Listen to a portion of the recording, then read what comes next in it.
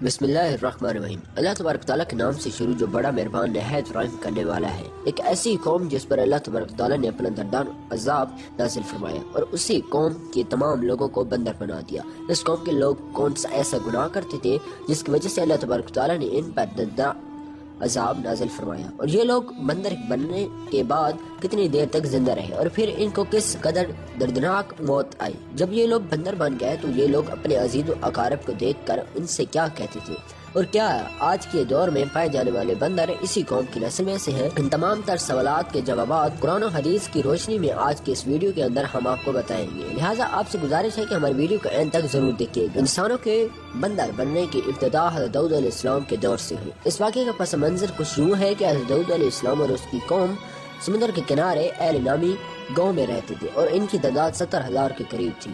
یہ قوم بڑی ہی خوشحال تھی اور اللہ تبارک تعالیٰ کی فرمانبردار قوم تھی۔ اس قوم کو اللہ تبارک تعالیٰ نے بے شمار نعمتوں سے نوازا تھا۔ ہر طرف سرسبز و شاداب باغات اور ہر طرف ہریالی ہی ہریالی تھی، اور اللہ تبارک تعالیٰ کے بے پناہ کرم نوازے تھے۔ یہ لوگ اپنی اس زندگی میں بہت ہی خوش تھے۔ حضرت داؤد علیہ السلام کی قوم چونکہ سمندر کے کنارے رہتی تھی تو اللہ تبارک تعالیٰ ان میں یہ خاص کرم تھا کہ سمندر کے اس کنارے پر بے پناہ مچھلیاں آتی تھی جن کا یہ لوگ کاروبار کرتے تھے اور بہت ہی خوشحالی والی زندگی گزارتے تھے۔ جب یہ قوم اللہ تبارک تعالیٰ کی نعمتوں کی وجہ سے خوشحال ہو گئی تو اللہ تبارک تعالیٰ کی نافرمانی پر اتر آئے اور طرح طرح کے گناہ کے اندر مبتلا ہو گئے۔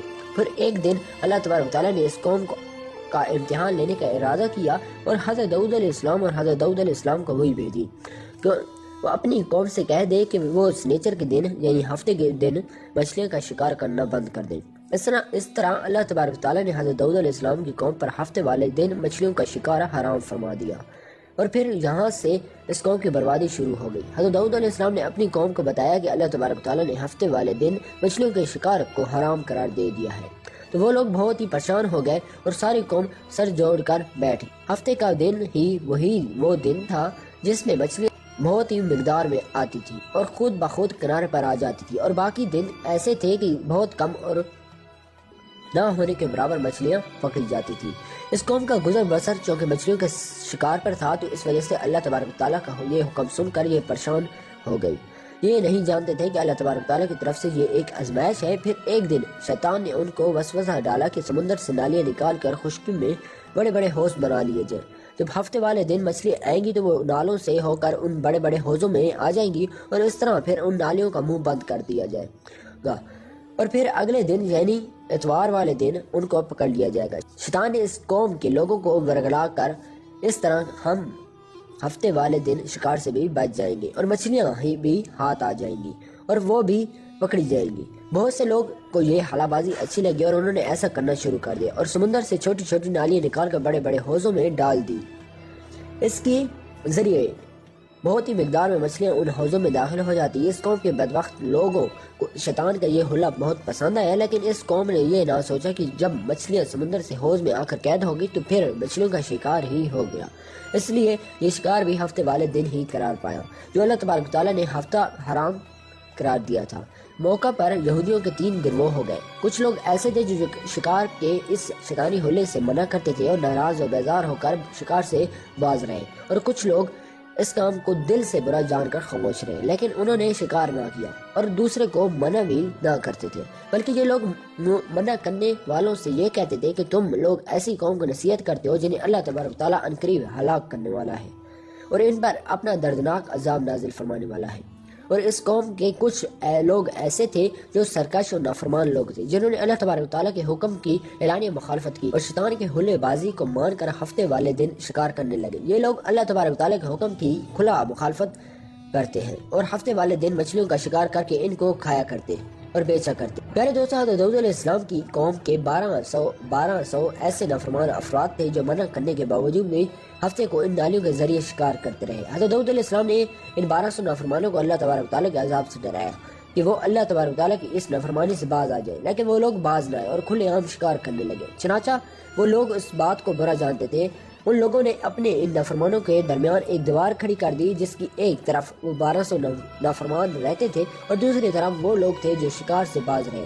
حضرت داؤد علیہ السلام نے اپنی اس قوم کے نافرمانوں کو بار بار سمجھائے۔ یہ لوگ اپنی نافرمانی سے باز نہ آئے اور اسی طرح اللہ تبارک و تعالیٰ کی نافرمانی کرتے رہے اور شکار کرتے رہے۔ پھر ایک دن حضرت داؤد علیہ السلام نے غضبناک ہو کر شکار کرنے والوں پر لعنت فرما دی۔ اس کا اثر یہ ہوا کہ ایک دن خطا کاروں میں سے کوئی بھی اپنے گھر سے باہر نہ نکلا۔ یہ منظر دیکھ کر کچھ لوگ ان کی دیواروں پر چڑھ گئے تاکہ معلوم ہو سکے کہ وہ لوگ کس حال میں ہیں۔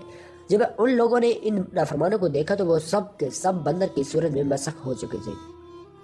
اللہ تبارک و تعالیٰ نے ان کی نافرمانی کی وجہ سے ان پر اپنا دردناک عذاب نازل فرمایا اور ان کو انسانوں سے بندر بنا دیا۔ جب لوگ ان مجرموں کو دروازہ کھول کر ان کے گھر میں داخل ہوئے تو وہ بندر اپنے رشتہ داروں کو پہچانتے تھے اور ان کے پاس آ کر ان کے کپڑوں کو سونگھتے تھے، زار قطار روتے تھے، لیکن وہ کچھ بول نہ سکتے تھے۔ اللہ تبارک و تعالیٰ کے ان نافرمانی بندر بن جانے والے لوگوں کی تعداد 1200 تھی، اور ان 1200 لوگوں نے اللہ تبارک و تعالیٰ کی نافرمانی کی اور اللہ تبارک و تعالیٰ نے ان کو بندر بنا دیا، جس طرح کہ اللہ تبارک و تعالیٰ سورہ بقرہ میں ارشاد فرماتا ہے، اور بے شک ضرور تمہیں معلوم ہے کہ تم میں کہ وہ جنہوں نے ہفتے میں سرکشی کی تو ہم نے ان سے فرمایا کہ ہو جاؤ بندر، دھتکارے ہوئے۔ اس طرح تو داؤد علیہ السلام کی قوم کے 1200 نافرمان بندر بن گئے۔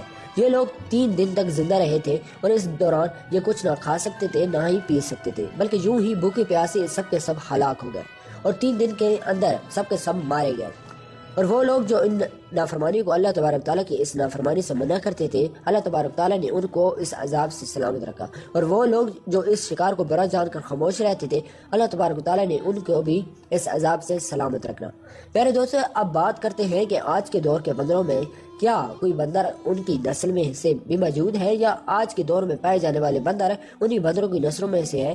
تو اس کے تعلق روایات میں آتا ہے کہ عبداللہ بن مسعود رضی اللہ تعالیٰ عنہ سے روایت ہے کہ حضور پاک صلی اللہ علیہ وسلم سے کسی نے سوال کیا کہ آج کے بندر کیا حضرت داؤد علیہ السلام کی قوم میں سے ہیں؟ تو حضور نبی کریم صلی اللہ علیہ وسلم نے ارشاد فرمایا کہ اللہ تبارک تعالیٰ جس قوم پر عذاب بھیجتا ہے یا ان کی شکلوں کو مسح کرتا ہے تو یہ عذاب انہی پر ہوتا ہے جن پر وہ عذاب نازل ہوا تھا، اور اس کے بعد اللہ تبارک تعالیٰ ان لوگوں کو ہلاک کر دیتا ہے اور ان کی نسل آگے نہیں بڑھتی۔ اس لیے یہ بات غلط ہے کہ کچھ لوگ یہ سوچتے ہیں کہ آج کے بندروں میں بھی حضرت داؤد علیہ السلام کی قوم کے بندر بننے والے کی نسل موجود ہے۔ ایسا کچھ بھی نہیں ہے۔